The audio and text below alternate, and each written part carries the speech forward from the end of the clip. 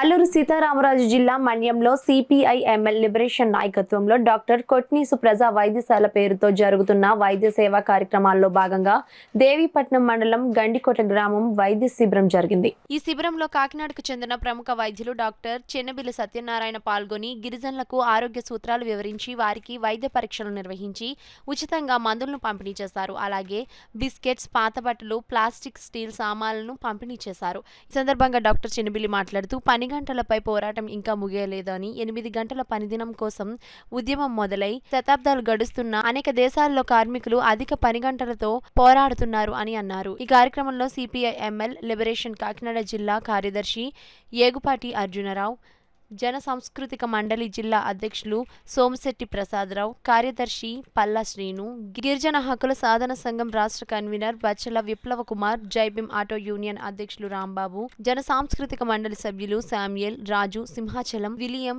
Shakespeare, Ashok, స్థానిక కార్యకర్తలు శంకరమ్మ, లక్ష్మి, దయామణి, రత్నం, వెంకటలక్ష్మి, అన్నవరం తదితరులు పాల్గొన్నారు. 24 గంటల్లో 8 గంటల పని, మరో 8 గంటలు విశ్రాంతి, మిగతా 8 గంటలు వ్యక్తిగత కుటుంబ జీవితం కోసం అనే నినాదంతో సాధించుకున్న హక్కును గుంజుకునే ప్రయత్నం శరవేగంగా జరుగుతోంది.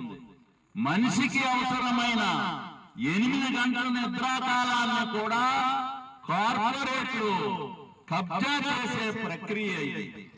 కార్మికుల శ్రమను దోచుకునే 12 గంటల పనికి ప్రభుత్వాలు వంతపాడుతున్నాయి. 8 గంటల పనిదినం సాధించిన చారిత్రాత్మక విజయాన్ని కాపాడుకోవడం, మరింత మెరుగుపరుచుకోవడం కోసం కార్మిక వర్గం, సంఘాలు నిరంతర పోరాటాలు నడపవలసిన సమయం ఇది. చికాగో వీరులు అందించిన స్ఫూర్తిని భవిష్యత్తు తరాలకు అందించాల్సిన బాధ్యత నేటి శ్రమజీవులపై ఉంది. పోరాడదాం.